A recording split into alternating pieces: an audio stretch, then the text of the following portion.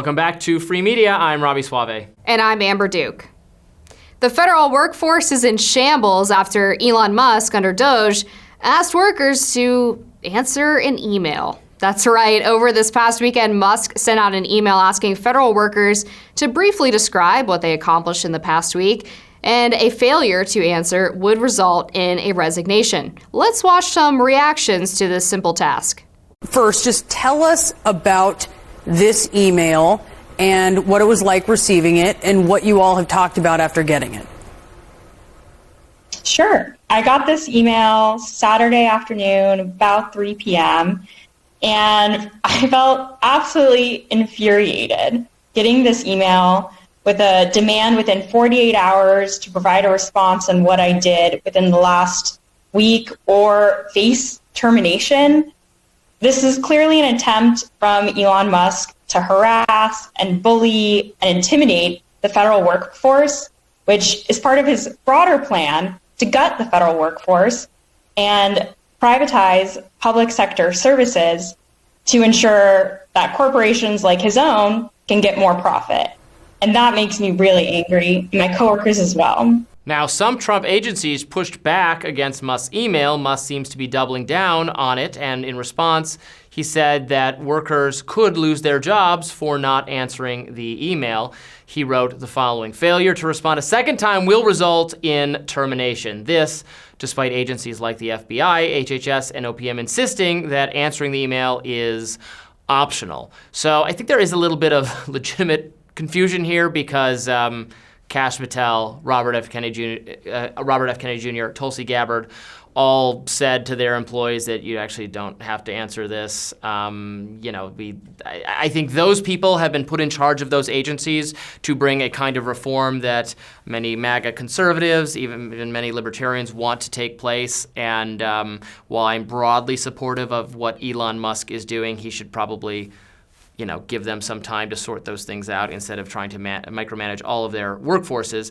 That said, I don't think it is unreasonable to ask any employee to respond and say 5 things they did. And then when you actually hear from the employees in videos like that talking about how outraged they were, that someone have the audacity to email them, I do really, my sympathy meter drops very, very low. Yeah, I feel very similarly to you in that if you have been nominated by the president, you've been confirmed by the Senate, you've gone through the confirmation process, and you are still one of the change agents that has been a part of this administration, meaning you're not going in as sort of the old guard that's just going to keep the federal government running the way that it has over the past few decades, then I don't see any reason why you should not be in charge of deciding which employees stay and which employees go. Yes. That should be a decision made by the agency heads, unless they decide to outsource that decision to Elon Musk. At the same time, it does seem like a pretty effective filtering service to ask people to put 5 bullet points in an email and respond within 48 hours, especially since there are reports that have come out in the past few years indicating that something like 25% of government employees have not checked their email in 3 months. Oh my God. Like, that's crazy town. I can't not check my email for 30 minutes and I lose my mind. No, you were looking at Slack or some kind of messages as we're doing during these, a break, because clips. it's too easy to miss important things. So I just, that blows my mind. I do think that it's pretty bare minimum to have to reply to an email. On the FBI and Pentagon question, the Doge email does say, from OPM, does say not to include any classified information. I think there is a case to be made that maybe you couldn't really even list what you were working on. Yes.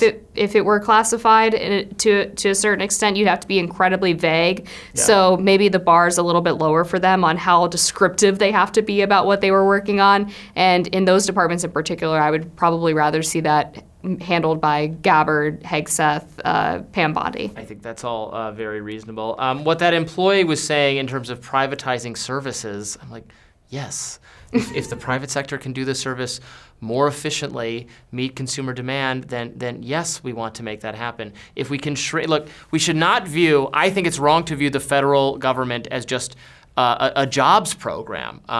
Because we know that it's more inefficient, it has less accountability, costs more money, and despite the tremendous amount of money our government takes in, the tremendous amount of money it spends on healthcare, education, housing, the thousands and thousands and thousands of people it employs to facilitate these services, Americans are still dissatisfied with the quality of service they get from government. So yes, we want to find areas where we can reduce the workforce.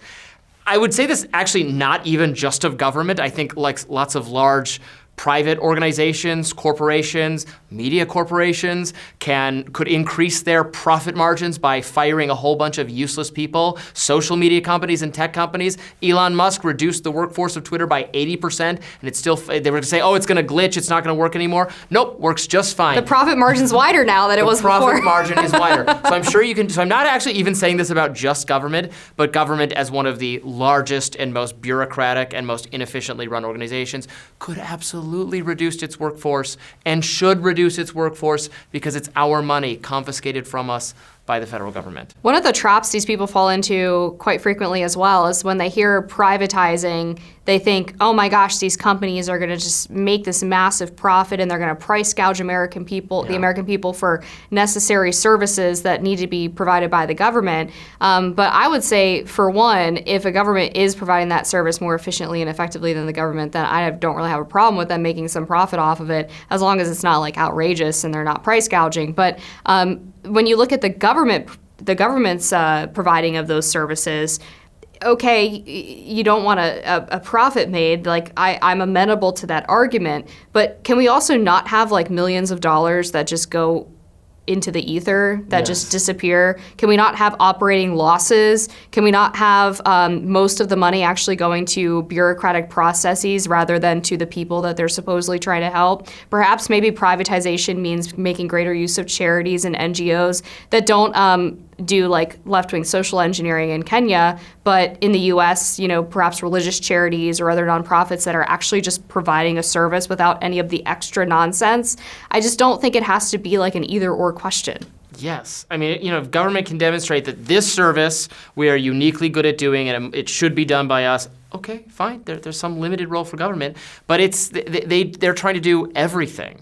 And so much of the, like the grocery store, your internet service provider, so many of like the most basic services that people use every day and are affordable or quasi-affordable are privately administered. So I don't know what is this privatization boogeyman is so scary. Then it just becomes a haunting fear that some company somewhere is going to make money. I mean, that's just how the modern economy and the world works, is that you make money providing something that I want and I voluntarily give you my money in exchange for it, and we don't need to overcomplicate it beyond that. It becomes incredibly clear the benefits to privatization too when you look side by industries that provide a service to Americans and then the same service is sometimes provided by the government. So the internet's a great example of this, right? Where they have this rural internet connectivity program that has, under Biden, connected 0 people to the internet, or the charging stations for electric vehicles. I mean, Tesla figured out this infrastructure 10 years ago,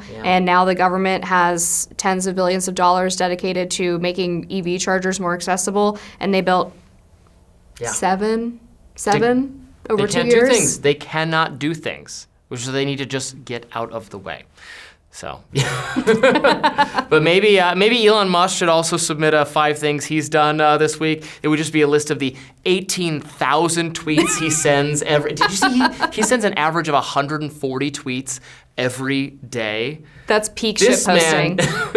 This man is on some serious psychoactive compound to increase your efficiency or something. Either a lot of Adderall or a lot of Zyn/Alp. I don't know which. Something. All right, catch us with more free media tomorrow. We'll see you then.